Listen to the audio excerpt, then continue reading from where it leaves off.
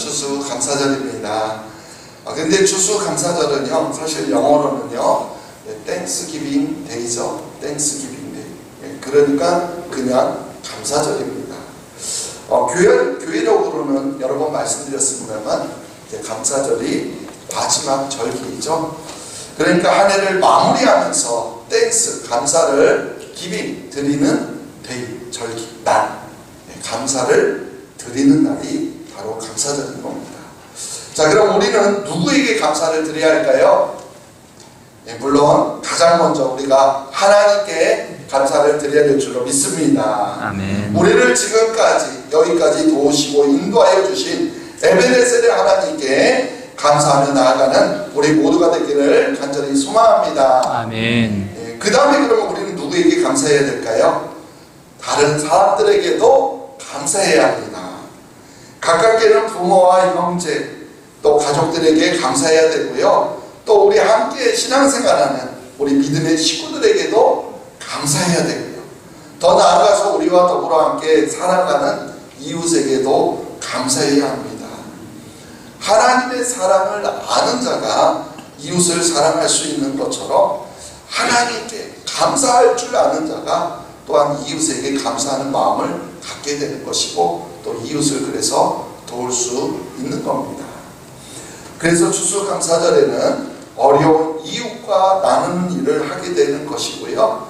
그래서 교회 중에서도요, 성탄절 헌금과 더불어서 이렇게 추수감사절 헌금은 이웃을 돕는 데 사용하는 교회들이 많이 있습니다. 그런데 우리가 감사해야 한다고 해서 정말로 감사하게 되는 것은 아닙니다. 혹시 마음 먹은 대로 일이 잘 풀린다면 모를까, 하루하루 힘겹게 살아가야 하는 그런 어려운 상황에서는 사실 우리가 감사하는 마음을 갖는 게 쉽지 않다라는 것이죠. 지금의 우리의 환경이나 상황들을 보면은 우리에게는요, 감사할 이유보다는 불평할 이유들이 더 많이 있어 보입니다. 그럼에도 불구하고요, 오늘 우리는 하나님께 최고의 감사를 드리기 위해서 바로 여기에 모였습니다. 아멘. 왜냐하면 감사는요, 하나님을 향한 우리 믿음의 표현이기 때문이에요. 하나님께 감사하는 사람이 곧 하나님을 믿는 사람입니다. 아멘. 그렇습니다. 하나님은요, 우리가 감사하기를 원하셔요. 감사하는 사람이 되기를 원하십니다. 아멘. 그리고 매년 이렇게 감사절을 지키라고 말씀하십니다. 왜 그런지 아십니까? 감사한 만큼요, 행복한 인생이 되기 때문이에요. 믿어지십니까? 아멘. 감사한 만큼 행복한 인생이 되어진다는 거예요. 그래서 우리가 추수감사절을 맞이해서 이 시간 옆에 계신 분들과 한번 이렇게 감사의 인사를 나눠보았으면 좋겠습니다. 먼저 우리 하나님 은혜 감사했으면 좋겠어요. 그래서 이렇게 인사합니다. 한 해 동안 베풀어 주신 하나님의 은혜 감사합니다. 우리 한번 서로 인사 나눌게요. 한 해 동안 베풀어 주신 하나님의 은혜 감사합니다. 한 번 더 인사할 텐데요, 이번에는 이렇게 인사했으면 좋겠어요.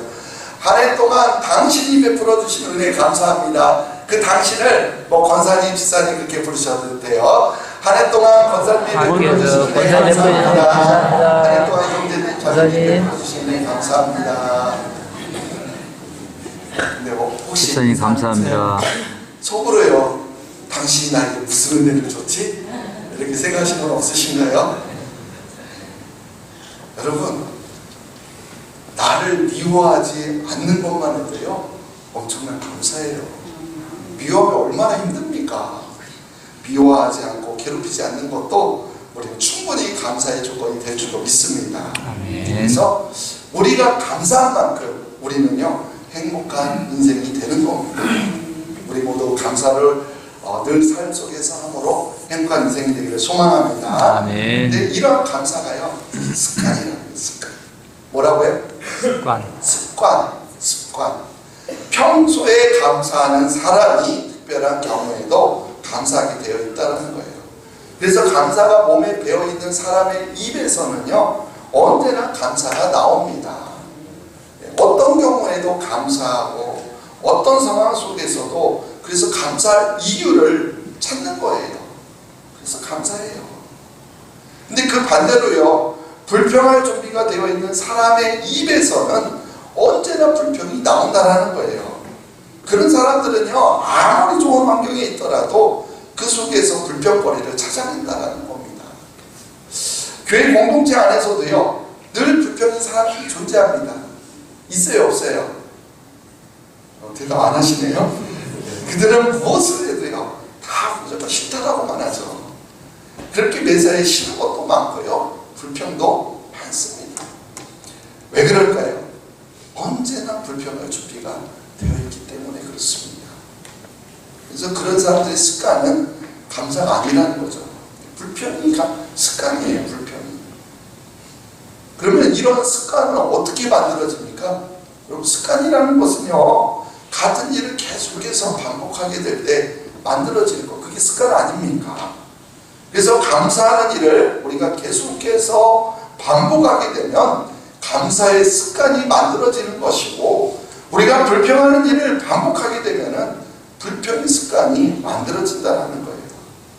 그렇기 때문에 우리에게는 감사의 훈련이 꼭 필요합니다. 이 세상에 태어날 때부터 감사의 습관을 지니고 태어나는 사람이 있습니까? 하나도 없어요. 감사가 체질화되어서 자연스럽게 몸에 배게 되려면요, 우리는 많은 시간들과 많은 훈련이 필요하다는 거예요. 우리가 이스라엘 백성들을 통해서 충분히 그것을 배울 수가 있습니다.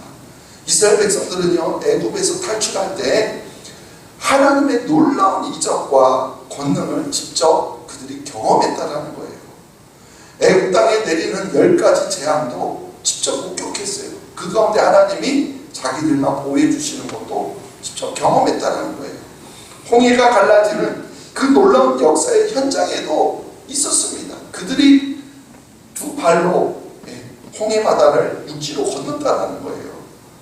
물론 그 당시에는요, 구원받은 감격에 춤을 추면서 하나님을 찬양하고 감사했습니다. 그런데 그것이 오래가지 못했다라는 거예요. 한번 출애굽기 15장 22절로 24절 말씀 읽어볼게요. 모세가 홍해에서 이스라엘을 인도하매 그들이 나와서 수주 광야로 들어가서 거기서 사흘 길을 걸었으나 물을 얻지 못하고 마라에 이르렀더니 그곳 물이 써서 마시지 못하겠으므로 그 이름을 마라라 하였더라. 백성이 모세에게 원망하여 이르되 우리가 무엇을 마실까 하매. 아멘. 수르 광야로 들어가서 며칠 길을 걸었다고요? 사흘길. 3일을 걸었습니다. 3일. 그동안 물을 얻지 못한 겁니다. 그러자 그들은 기다렸다는 듯이 모세와 하나님을 원망했어요. 물론 광야에서는요, 물이 필요합니다. 물이 없으면요, 살 수가 없어요. 그러나 불과 3일 전에, 며칠 전에요? 3일 전에 하나님께서 그들에게 어떤 일을 행하셨습니까? 홍해 바다를 가르셔서 그 바다를 땅으로 밟고 건너게 하셔서 애굽의 바로 손에서 이스라엘 백성들을 직접 구원해 내시지 않았습니까? 그런 하나님께서 과연 그들을 광야에서 그냥 목말라 죽게 내버려 두시겠냐라는 거예요.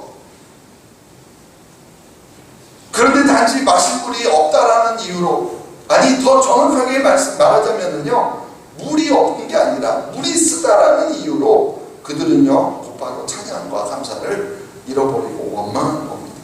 그렇게 불평한 거예요. 그런데요, 이것이 바로 우리 인간의 본성이라는 겁니다. 결국에는 이제 하나님께서 모세의 기도에 응답하셔서 마라의 쓴물을 단물로 바꿔주셨어요. 아멘. 그리고 나서 곧바로 12개의 샘물이 있는 엘림으로 인도하셨어요. 그리고 보니까 하나님의 원래 계획은 엘림으로 인도하는 거였습니다. 그들이 조금만 더 참았더라면 하나님의 인도하심을 보고 더욱 아마 감격했을 겁니다. 그런데 그것을 참지 못했다라는 거예요. 어찌됐든 그들의 일단 필요가 채워졌어요. 목마름의 문제가 해결되었습니다. 그렇다면 그들은요, 다시 하나님께 진짜 감사하며 살게 되었을까요? 아니죠. 아니요. 잘 알고 계시네요. 이번에는 무엇을 갖고 원망합니까? 먹을 것이 없다. 이제 마실 물이 없었는데 이제는 먹을 것이 없다고 하나님께 원망을 시작합니다. 우리 출애굽기 16장 2절 3절 말씀 읽어볼게요. 이스라엘 자손 온 회중이 그 광야에서 모세와 아론을 원망하여 이스라엘 자손이 그들에게 이르되 우리가 애굽 땅에서 고기가 곁에 앉아있던 때와 떡을 배불리 먹던 때에 여호와의 손에 죽었더라면 좋았을 것을 너희가 이 광야로 우리를 인도하여 이온 회중이 줄여줄게 하는구나. 아멘. 애굽에서는요 고기가 곁에 앉아서 고기를 실컷 먹었었는데 이제는 광야에 나와서 굶어 죽게 되었다 라고 하면서 지금 하나님을 불평하고 있는 거예요. 모세를 불평했지만 결국에는 하나님께 불평하는 거죠. 근데 사실 정말 그랬을까요? 아니에요. 그들은 뭐 했었죠? 애굽에서 노예였습니다. 애굽의 애굽 사람들 밑에서 종살이를 하고 있었어요. 그런 그들에게 누가 배 터지게 고기 강화 옆에서 고기를 마음껏 먹게 해 주었겠습니까? 그런데도 이제 와서 차라리 애굽에 있었을 때가 좋았다 이렇게 말하면서 불평하고 있다라는 거예요. 우리는 이것을 배은 망덕이다 라고 말합니다. 은혜를 저버리고 배신하는 그런 못된 태도죠. 이러한 모습을 보면서 감사의 습관은요 하루아침에 습득되는 것이 아니라는 사실을 이렇게 깨닫게 되는 것 같습니다. 그렇게 하나님이 이스라엘 백성들에게 놀라운 구원을 계속 베푸시는데도 또 감사하는 것이 아니라 원망하고 불평하고, 그래서 우리가 감사의 사람이 되려면 많은 시간과 많은 훈련이 필요하다는 거예요. 그래서 하나님께서 이때 먹을 것이 없어서 원망하는 그들에게 만나를 주시면서 약속하시면서 그들에게 이제 훈련시키는데요. 출애굽기 16장 4절 말씀 읽어볼게요. 그때 여호와께서 모세에게 이르시되 보라 내가 너희를 위하여 하늘에서 양식을 비같이 내리니 백성이 나가서 이동할 것을 날마다 얻을 것이라. 이같이 하여 그들이 내 율법을 준행하나 아니하나 내가 시험하리라. 아멘. 여기서 하늘에서 비같이 내리는 양식, 그것이 뭐죠? 만나. 여러분 잘 알고 계시죠? 그게 만나였습니다. 실제로요 하나님 말씀하신 다음날 아침마다 만나가 하늘에서 내렸어요. 그래서 아침마다 나가서 만나를 거두어서 일용할 양식으로 먹기 시작했습니다. 이스라엘 백성들은요 그것이 무엇인지를 알 수 없었습니다. 듣지도 한 번도 보지도 못한 그런 양식이었어요. 그래서 이것이 무엇이냐라는 뜻의 히브리어 만후에서 바로 만나라는 단어가 생긴 겁니다. 이제부터 먹기 시작한 만나는요 놀랍게도요 이스라엘 백성들이 광야 생활 40년을 마치고 가나안 땅에 들어갈 때까지 하루도 빼놓지 않고 매일 먹었다라는 사실입니다. 그들이 어디를 가든지 늘 만나가 따라왔습니다. 날이 덥든지 춥든지 늘 아침에 천막 밖으로 나가보면은 만나가 소복히 내려 있었습니다. 그들은 그것을 거두어다가 음식을 만들어 먹기만 하면 되는 거였어요. 여러분 이것이 기적 아닙니까? 이스라엘 백성들은 그만큼 매일 기적을 먹으며 살았다라는 거예요. 근데요 이제 하나님은 어떻게 훈련시키냐, 이 만나는요 한꺼번에 많이 거둘 수 있는 것이 아니었습니다. 하루에 먹을 만큼만 거두라라고 했어요. 근데요 욕심이 있잖아요 사람이. 그래서 더러는 많이 거두어서 몰래 숨겨둔 사람도 있었습니다. 그런데 그러한 만나는 벌레가 생겼고 냄새가 나서 결국 먹지 못하게 되었다는 것. 그리고요 안식일을 앞둔 여섯째 날, 안식일을 앞둔 여섯째 날에는 이일치, 이틀치를 거둘 수 있게 했습니다. 근데 이틀치 거두면 신기하게는 그건 다음 날에 상하지 않았어요. 그리고 안식일에는 나가봐야 만나를 거둘 수 없다라고 그러셨어요.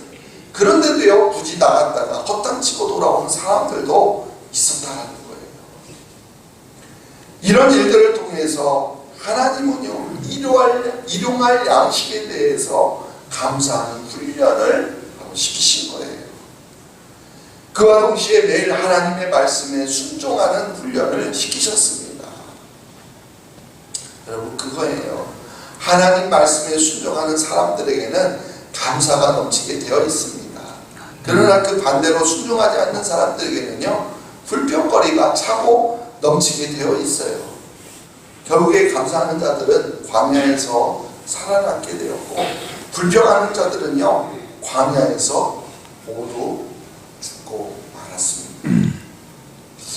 오늘 보면 신명기 8장 말씀을 보면은요, 모세가 이제 40년 광야 생활을 회상하면서 이스라엘 백성들에게 마지막으로 남긴 설교의 내용이에요.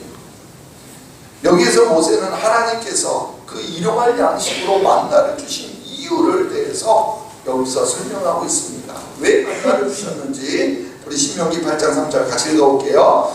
너를 낮추시며 너를 줄이게 하시며 또 너도 알지 못하며 내 조상들도 알지 못하던 만나를 내게 먹이신 것은 사람이 떡으로만 사는 것이 아니요 여호와의 입에서 나오는 모든 말씀으로 사는 줄을 내가 알게 하려 하심이니라.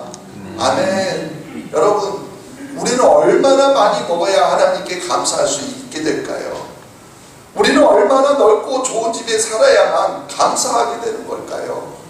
우리가 얼마나 많이 가지고 있어야 우리가 하나님 앞에 감사하게 될까요? 우리는요, 하나님의 입에서 나오는 말씀에 순종하여 살 때에 우리는 언제나 감사하게 되는 겁니다. 아멘. 바로 이 비밀을 가르쳐 주시기 위해서 하나님은 이스라엘 백성들에게 일용할 양식 만나를 먹이신 거예요. 그런데 참으로 이상한 것은요, 기적이 놀라운 기적이잖아요. 근데 이 기적이 매일 반복되는 일상으로 자리를 잡게 되면은 사람들은 그것을 당연하게 생각하기 시작한다는 거예요. 매일 아침 천막 밖으로 나가기만 하면 만나를 거둘 수 있다는 것은 정말 놀라운 기적 아닙니까? 그러나 그것이 10년, 20년 반복되어 계속 일어나다 보면은, 그러면 그것이 기적이 아니고 일상일까요? 아니에요.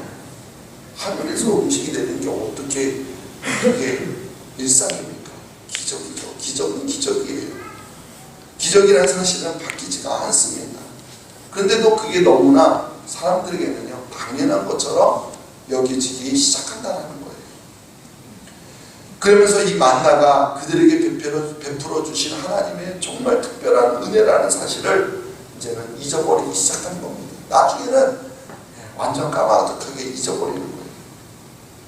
은혜를 잊어버리게 되면 감사 대신에 원망과 불평이 나오게 되어 있습니다. 감사가 없는 자리에는 원망과 불평이 나올 수밖에 없어요. 실제로 그 이야기가 민수기 21장이 나오는데, 소위 우리가 알고 있는 불뱀 사건이죠. 한번 민수기 21장 5절 말씀 읽어볼게요. 백성이 하나님과 모세를 향하여 원망하여 어찌하여 우리를 애굽에서 인도해내어 이 광야에서 죽게 하는가. 이곳에는 먹을 것도 없고 물도 없도다. 우리 마음이 이 하찮은 음식을 싫어하노라. 아멘. 이 부분은 이스라엘 백성들이 40년간의 광야 생활을 거의 마칠 때쯤이었어요. 지난 40년 동안 그들은요, 먹을 것도 없고 물도 없는 그 광야에서 죽지 않고 살아남았습니다. 그들이 매일 무엇을 먹으면서 살았을까요? 만나잖아요. 만나를 먹고 살았어요. 그런데 이제는요, 그 만나를 가리켜서 뭐라고 말합니까? 이 하찮은 음식을 싫어하거나 하찮은 음식이라고 말하고 있어요. 여러분, 우리가 이 말씀을 읽으면서 어떻게 사람이 그럴 수 있느냐 이렇게 말할지 모르겠습니다. 사실은요, 우리도 그들과 별로 다르지 않다는 거예요. 기적이요 일상이 되면 우리는요 그것을 너무나 당연하게 생각한다는 거예요. 그래서 그 기적을 우리가 당연하게 생각하기 시작하면 우리 입에서는요 감사가 점점 사라지게 되는 겁니다. 감사가 사라지면요 그 자리에 당연하게 원망과 불평이 자리 잡게 되는 겁니다. 오늘 우리는 감사절을 지키고 있습니다. 이 감사절은요 우리가 그동안 잊고 살았던 감사를 회복하는 절기입니다. 감사를 회복하려면요 다른 것이 필요 없습니다. 하나님께서 매일 우리에게 주시는 은혜의 선물, 바로 이 만나를 우리가 기억해내면 됩니다. 일상이 되어버린 기적들을 우리가 다시 되찾아서 그것에 대해서 다시 하나님께 감사하며 나아가면 되는 겁니다. 아멘. 여러분들은 인생이라는 광야를 지내면서 매일 어떤 만나를 거두고 계십니까? 여러분들 어떤 만나를 거두고 계세요? 자녀들은요 부모님의 희생과 헌신을 당연하게 생각하면 안 됩니다. 자녀들에게는요 부모님이 만나예요. 부모님들은 자녀들이 여러분 곁에 있다는 것을 당연하게 생각하면 안 됩니다. 그들은 하나님께서 여러분들에게 주신 특별한 선물 만나입니다. 그렇게 생각해 보면 우리가 감사하지 않을 것이 하나도 없어요. 모든 게 다 하나님 앞에 감사의 조건입니다. 아멘. 우리 가장 흔한 공기, 물조차도요 사실 우리가 하루만 없어도 살 수 없는 것이 우리 인간 아닙니까? 근데 너무나 흔하고 당연하게 여긴다는 거예요. 사랑하는 성도 여러분, 하나님은요 우리가 감사하는 사람이 되기를 기대하십니다. 아멘. 매일 반복되는 만나의 기적에 그걸 당연하게 여기는 것이 아니라 감사하는 사람이 되기를 원하신다는 거예요. 아멘. 그래서 하나님께서는 감사하는 사람에게 더 많은 은혜와 더 큰 복을 준비해 놓고 계십니다. 그 모든 복을 받아 누리며 살아가는 저와 여러분들 되시기를 간절히 주님의 이름으로 축원합니다. 아멘.